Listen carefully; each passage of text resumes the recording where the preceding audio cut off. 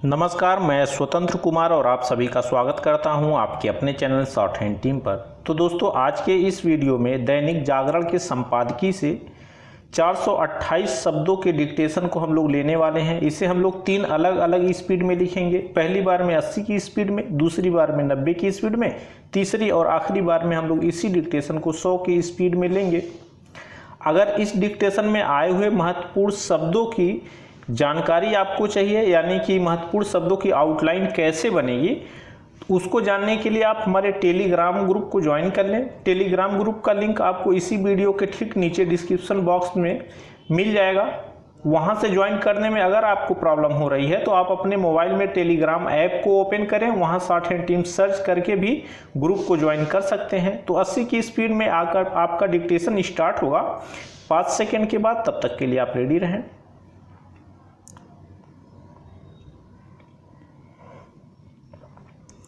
Start. Switzerland ने अपने यहाँ के बैंकों में खाते रखने वाले भारतीयों की जो सूची भारत सरकार को उपलब्ध कराई, वह काले धन के खिलाफ लड़ी जा रही लड़ाई की सफलता का परिचायक है। इसके पहले इसी तरह की एक सूची पिछले साल भी मिली थी। स्विट्जरलैंड से इस तरह की सूचियां मिलना इसलिए संभव हो पा रहा है क्योंकि भारत ने इसके लिए अंतर्राष्ट्रीय मंचों पर आवाज़ उठाई। फिलहाल यह कहना कठिन है कि स्विट्जरलैंड से मिली जानकारी के आधार पर विदेश में काला धन रखने वालों के खिलाफ क्या कार्रवाई हो सकेगी, लेकिन इतना तो है ही कि ऐसे लोग हतोत्साहित होंगे। चूँकि ऐसे आंकड़े सामने आए हैं कि काला धन बाहर जाने का सिलसिला कमज़ोर पड़ा है, इसलिए इस नतीजे पर पहुंचा जा सकता है कि सरकार की कोशिश रंग ला रही है। केंद्र सरकार और उसकी विभिन्न एजेंसियों को काले धन और खासकर भ्रष्ट तौर तरीकों से हासिल किए गए धन को विदेश ले जाने वालों के खिलाफ सख्ती का सिलसिला कायम रखने के साथ ही इस पर भी ध्यान देना चाहिए कि भ्रष्टाचार पर भी लगाम लगे। आखिर यह भ्रष्टाचार ही है जो काले धन का कारण बनता है। लक्ष्य केवल यही नहीं होना चाहिए कि काला धन बाहर न जाने पाए, बल्कि यह भी होना चाहिए कि वह पनपने ही ना पाए। यह सही है कि केंद्र सरकार के उच्च स्तर पर जारी रहने वाले भ्रष्ट तौर तरीकों पर एक बड़ी हद तक लगाम लगी है, लेकिन यह नहीं कहा जा सकता कि अन्य स्तरों पर व्याप्त भ्रष्टाचार पर भी काबू पा लिया गया है। केंद्रीय सत्ता के निचले स्तरों और साथ ही राज्य सरकारों के स्तर पर भ्रष्टाचार अभी भी सिर उठाए हुए है। इसके चलते भ्रष्ट तत्व केवल लाखों करोड़ों के वारे न्यारे ही नहीं करते, बल्कि जनता का शोषण भी करते हैं। जब आम आदमी सरकारी दफ्तरों में व्याप्त रोजमर्रा के भ्रष्टाचार से दो चार होता है तो वह ऐसे दावों पर मुश्किल से ही यकीन करता है कि काले धन पर लगाम लग रही है। आखिर उस भ्रष्टाचार पर लगाम कब लगेगी जो विकास परियोजनाओं और जन कल्याणकारी योजनाओं की गुणवत्ता की अनदेखी करता है, या फिर उसे आम आदमी त्रस्त होता है? यह सवाल केवल केंद्रीय सत्ता के समक्ष ही नहीं, राज्य सरकारों के सामने भी है। इस सवाल को हल करने के लिए वैसी ही प्रतिबद्धता दिखाई जानी चाहिए जैसी विदेश भेजे जाने वाले काले धन पर अंकुश लगाने के मामले में दिखाई गई है। वास्तव में हमारे नीति नियंताओं को यह समझने की जरूरत है कि नौकरशाही के भ्रष्टाचार पर लगाम लगाने के मामले में अभी बहुत कुछ किया जाना शेष है। स्टॉप। दोस्तों, इसी डिक्टेशन को दूसरी बार में हम लोग 90 की स्पीड में लेंगे और आपका समय स्टार्ट होगा 5 सेकंड के बाद। तब तक के लिए आप रेडी रहें।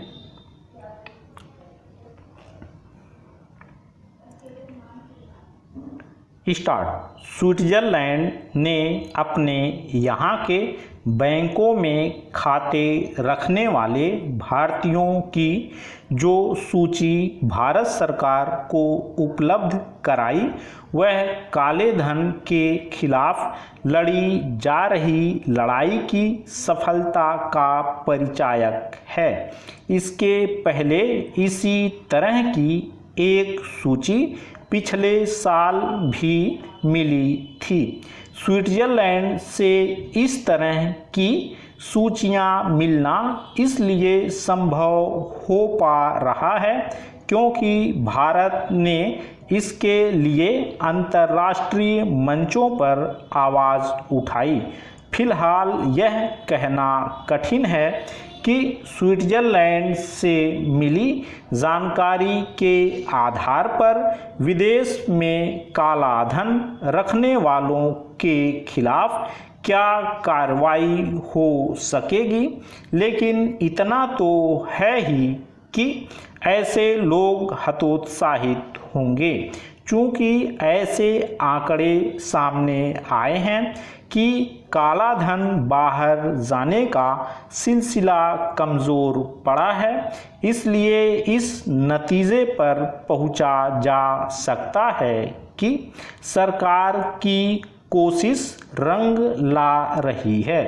केंद्र सरकार और उसकी विभिन्न एजेंसियों को काले धन और खासकर भ्रष्ट तौर तरीकों से हासिल किए गए धन को विदेश ले जाने वालों के खिलाफ सख्ती का सिलसिला कायम रखने के साथ ही इस पर भी ध्यान देना चाहिए कि भ्रष्टाचार पर भी लगाम लगे।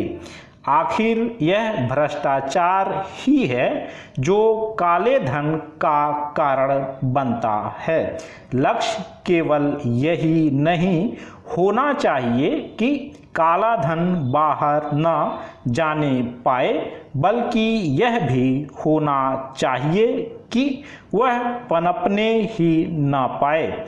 यह सही है कि केंद्र सरकार के उच्च स्तर पर जारी रहने वाले भ्रष्ट तौर तरीकों पर एक बड़ी हद तक लगाम लगी है, लेकिन यह नहीं कहा जा सकता कि अन्य स्तरों पर व्याप्त भ्रष्टाचार पर भी काबू पा लिया गया है। केंद्रीय सत्ता के निचले स्तरों और साथ ही राज्य सरकारों के स्तर पर भ्रष्टाचार अभी भी सिर उठाए हुए है।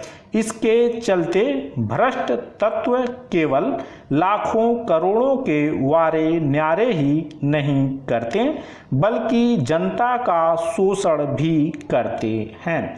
जब आम आदमी सरकारी दफ्तरों में व्याप्त रोजमर्रा के भ्रष्टाचार से दो चार होता है तो वह ऐसे दावों पर मुश्किल से ही यकीन करता है कि काले धन पर लगाम लग रही है।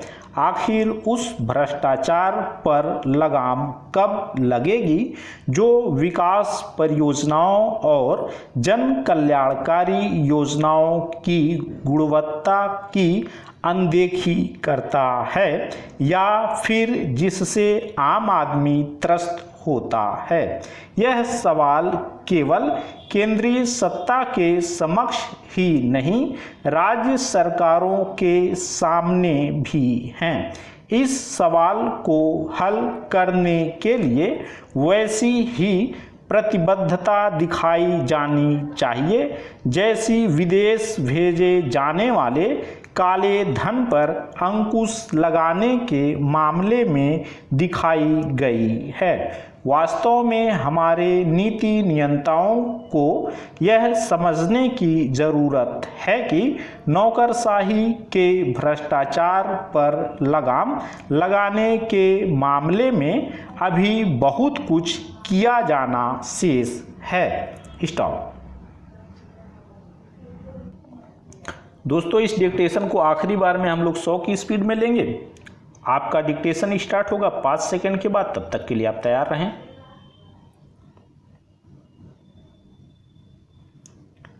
स्टार्ट। स्विट्जरलैंड ने अपने यहाँ के बैंकों में खाते रखने वाले भारतीयों की जो सूची भारत सरकार को उपलब्ध कराई वह काले धन के खिलाफ लड़ी जा रही लड़ाई की सफलता का परिचायक है। इसके पहले इसी तरह की एक सूची पिछले साल भी मिली थी। स्विट्जरलैंड से इस तरह की सूचियां मिलना इसलिए संभव हो पा रहा है क्योंकि भारत ने इसके लिए अंतर्राष्ट्रीय मंचों पर आवाज़ उठाई। फिलहाल यह कहना कठिन है कि स्विट्जरलैंड से मिली जानकारी के आधार पर विदेश में काला धन रखने वालों के खिलाफ क्या कार्रवाई हो सकेगी, लेकिन इतना तो है ही कि ऐसे लोग हतोत्साहित होंगे चूंकि ऐसे आंकड़े सामने आए हैं कि काला धन बाहर जाने का सिलसिला कमज़ोर पड़ा है। इसलिए इस नतीजे पर पहुंचा जा सकता है कि सरकार की कोशिश रंग ला रही है। केंद्र सरकार और उसकी विभिन्न एजेंसियों को काले धन और खासकर भ्रष्ट तौर तरीकों से हासिल किए गए धन को विदेश ले जाने वालों के खिलाफ सख्ती का सिलसिला कायम रखने के साथ ही इस पर भी ध्यान देना चाहिए कि भ्रष्टाचार पर भी लगाम लगे। आखिर यह भ्रष्टाचार ही है जो काले धन का कारण बनता है। लक्ष्य केवल यही नहीं होना चाहिए कि काला धन बाहर न जाने पाए बल्कि यह भी होना चाहिए कि वह पनपने ही ना पाए। यह सही है कि केंद्र सरकार के उच्च स्तर पर जारी रहने वाले भ्रष्ट तौर तरीकों पर एक बड़ी हद तक लगाम लगी है, लेकिन यह नहीं कहा जा सकता कि अन्य स्तरों पर व्याप्त भ्रष्टाचार पर भी काबू पा लिया गया है। केंद्रीय सत्ता के निचले स्तरों और साथ ही राज्य सरकारों के स्तर पर भ्रष्टाचार अभी भी सिर उठाए हुए है। इसके चलते भ्रष्ट तत्व केवल लाखों करोड़ों के वारे न्यारे ही नहीं करते बल्कि जनता का शोषण भी करते हैं। जब आम आदमी सरकारी दफ्तरों में व्याप्त रोजमर्रा के भ्रष्टाचार से दो चार होता है तो वह ऐसे दावों पर मुश्किल से ही यकीन करता है कि काले धन पर लगाम लग रही है। आखिर उस भ्रष्टाचार पर लगाम कब लगेगी जो विकास परियोजनाओं और जन कल्याणकारी योजनाओं की गुणवत्ता की अनदेखी करता है या फिर जिससे आम आदमी त्रस्त होता है। यह सवाल केवल केंद्रीय सत्ता के समक्ष ही नहीं राज्य सरकारों के सामने भी है। इस सवाल को हल करने के लिए वैसी ही प्रतिबद्धता दिखाई जानी चाहिए जैसी विदेश भेजे जाने वाले काले धन पर अंकुश लगाने के मामले में दिखाई गई है। वास्तव में हमारे नीति नियंताओं को यह समझने की ज़रूरत है कि नौकरशाही के भ्रष्टाचार पर लगाम लगाने के मामले में अभी बहुत कुछ किया जाना शेष है। स्टॉप।